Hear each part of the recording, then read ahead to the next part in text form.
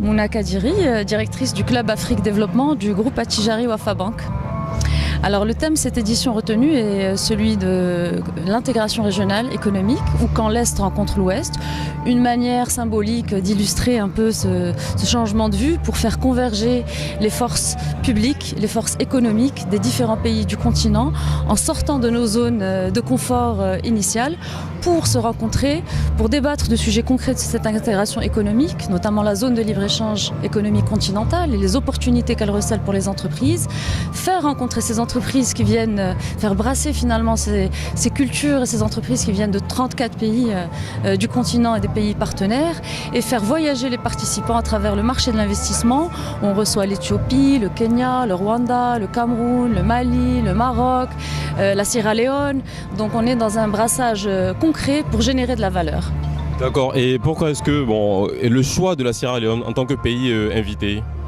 Ce n'est pas un choix, c'est une manifestation d'intérêt et nous en sommes très honorés. Cette manifestation d'intérêt a été faite au plus haut niveau de l'État, gage d'un engagement et d'un plaidoyer très fort de la Sierra Leone en faveur d'abord de la promotion de son pays, puisqu'ils ont un investment board piloté par son Excellence Monsieur le Président de la Sierra Leone. Et ensuite, c'est aussi un gage de vendre la Sierra Leone et de la mettre dans le concert des nations du continent engagées dans le sujet de la coopération Sud-Sud.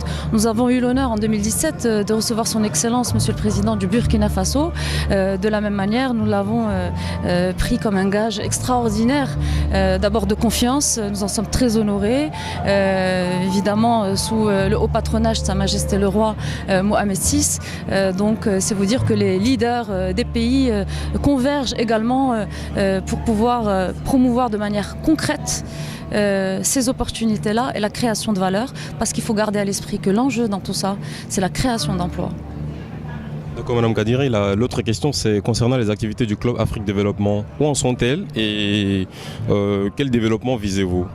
Alors le Club Afrique Développement est issu de la demande des participants des précédentes éditions du Forum, parce qu'on s'est rendu compte qu'au-delà du Forum, les entreprises ont de l'appétit, elles sont demandeuses d'être mises en relation dans des canaux fiabilisés, d'informations fiabilisées. Donc nous avons décidé tout simplement d'institutionnaliser l'esprit du forum en créant toute l'année sa dynamique, donc à travers la plateforme du Club Afrique Développement et bien sûr en fédérant l'ensemble des filiales du groupe Attijari Wafa Bank pour qu'elles se mettent en réseau, elles travaillent entre elles, elles fédèrent les communautés économiques désireuses de travailler. Donc on organise des missions multisectorielles dans l'ensemble des pays, portées par les banques de chacun des pays.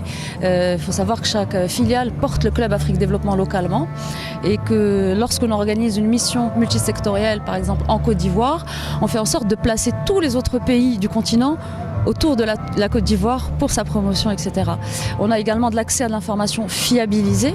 On a également la possibilité d'avoir accès à des appels d'offres en temps réel dans plus de 50 pays du continent et de vous accompagner, d'accompagner ceux qui le désirent à soumissionner à ces appels d'offres. Nous sommes en interfaçage avec deux plateformes similaires, une de BPI France, donc Euroquity, et une de Santander Trade Club, de la banque Banco Santander, et qui fait que le membre du Club Afrique Développement a accès à 30 000 autres opérateurs pour faire la promotion de son entreprise, pour aller chercher son intérêt, pour aller chercher le secteur qu'il souhaite. Tout ça dans des canaux fiabilisés.